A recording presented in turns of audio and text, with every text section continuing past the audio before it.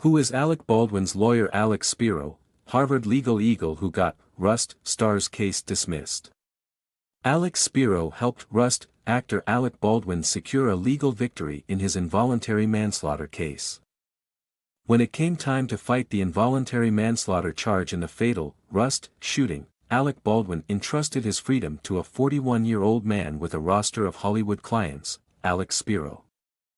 Spiro, a Harvard Law School graduate who was recently named as one of The Hollywood Reporter's top 100 attorneys, knows about litigating high-profile cases as a partner at the high-end Quinn Emanuel firm in New York.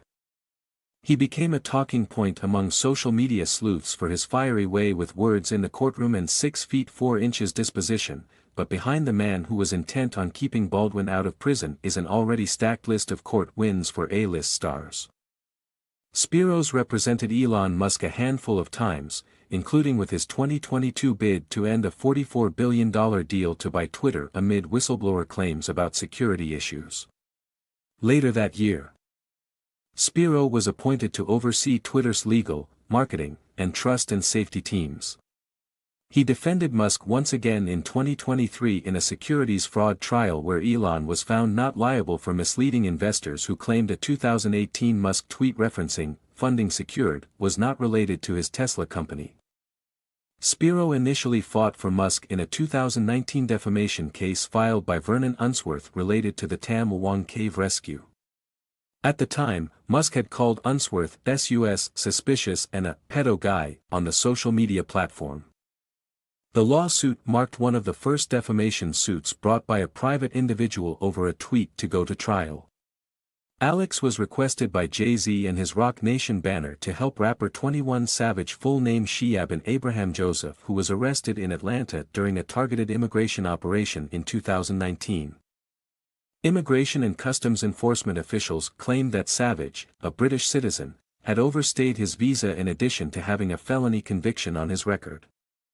ICE claimed he entered the country legally as a minor, but failed to update his visa, a point his legal team successfully argued when Savage was released on bond nearly 1 week after his arrest.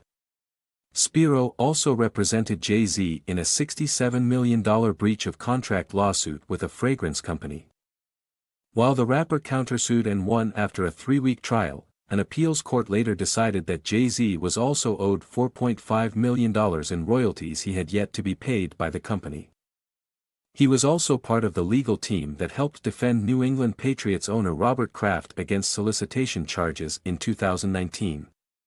Megan Thee Stallion trusted Spiro for representation when rapper Tory Lanez was charged with the shooting Megan in the foot following a party at Kylie Jenner's home. A jury found Lanez, whose full name is Daystar Peterson, guilty of 3 felony charges, including assault with a semi-automatic firearm, having a loaded, unregistered firearm in a vehicle, and discharging a firearm with gross negligence. Spiro and Luke Nickus fought for Baldwin throughout the case, and earned an early legal win the day before a jury was selected for trial when Judge Mary Marlowe Sommer ruled that prosecutors couldn't introduce evidence of his status as a producer on the film Rust. Sommer granted the defense's request to bar the state from introducing testimony about how Baldwin's role as a producer of the Western film Rust allegedly allowed him to act recklessly and flout gun safety protocols.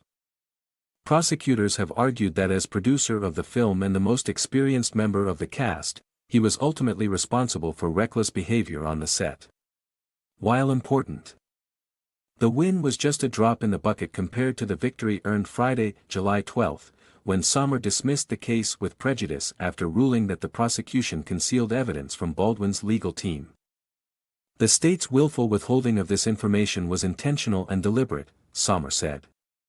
If this conduct does not rise to the level of bad faith, it certainly comes so near to bad faith as to show signs of scorching prejudice.